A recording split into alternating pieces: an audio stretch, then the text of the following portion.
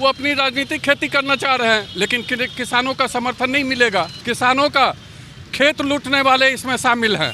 RJD के लोग किसानों का खेत लूटते हैं, किसानों का मूड़ी काटने वाले लोगों का ये है। किसानों का समर्थन करने वाली बात कहाँ होती है। नमस्कार, आप देख रहे हैं लाइव इंडिया, आपके साथ मैं हूँ सनी कुमार।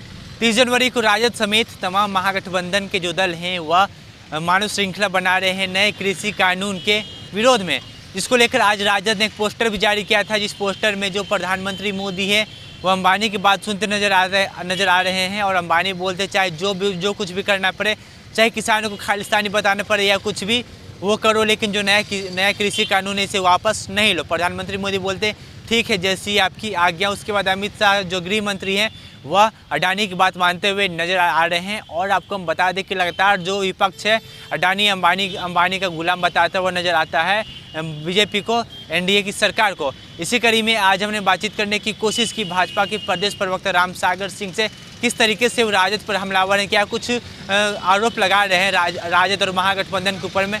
आए सुनते हैं उन्हीं की जुबानी। किसानों के हित में तो ये कानून है और उस कानून को वापस करने की बात कर रहे हैं। ये कह रहे हैं कि एमएसपी लागू नहीं, एमएसपी जब किसान कानून बना है उसके बाद एमएसपी बढ़ाया गया, 6 फसलों पर एमएसपी बढ़ाया गया है।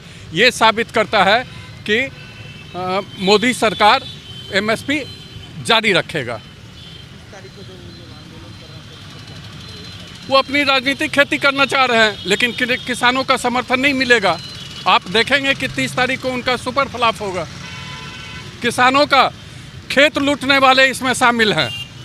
माले का किसानों का खेत लूटते हैं, आरजेडी के लोग किसानों का खेत लूटते हैं, किसानों का मूड़ी काटने वाले लोगों का ये है। किसानों का समर्थन करने वाली बात कहाँ होती है।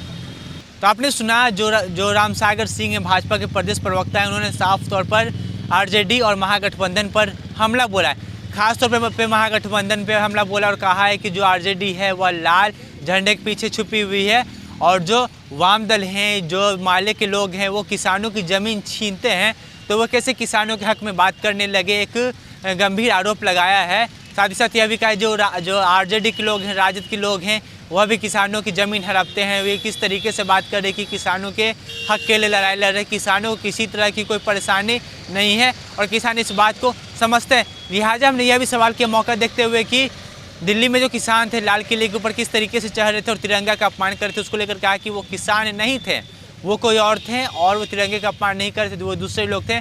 और जो तिरंगे का अपमान करेगा वो किसान कैसे हो सकता है। हमारा भी यही सवाल है कि अगर वास्तव में दिल्ली में वो किसान थे तो वो कैसे किसान थे जो तिरंगा का अपमान करने के लिए लाल किले पर चढ़कर तिरंगे हटाकर अपने दल का झंडा लगाने की कोशिश कर रहे थे।